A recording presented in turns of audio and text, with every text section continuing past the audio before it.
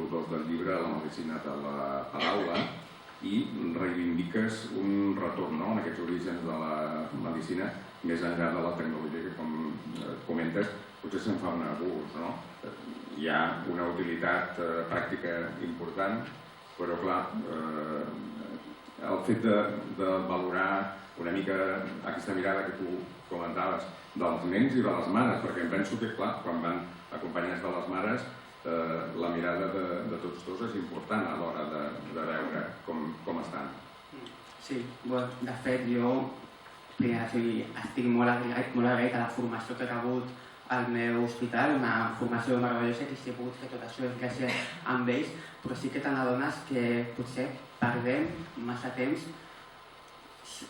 sense estar davant del nen, davant de la mare.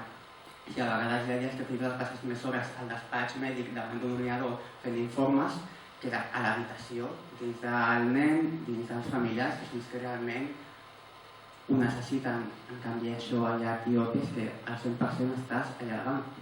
Primer de tot perquè no tens despatx, llavors sempre estàs a l'habitació.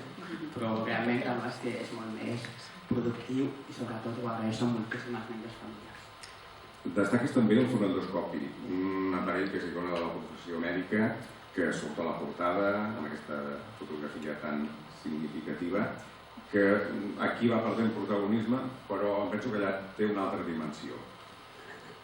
De fet, t'obligues a desenvolupar més els sentits. Quan no tens més recursos, aquí a Sabadell pots fer anàlisi de sang, fer un munt de proves, d'escàners, que allà no tens disponibles.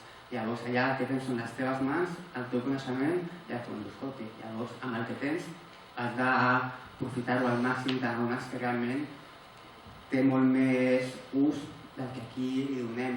I amb un endoscopi, amb les mans, palpant, escoltant, pots fer molt més que aquí a vegades ja ens hem acostumat a que ens donin tot amb els anàlisis que a vegades compactem una mica d'aquest accés de tecnologia.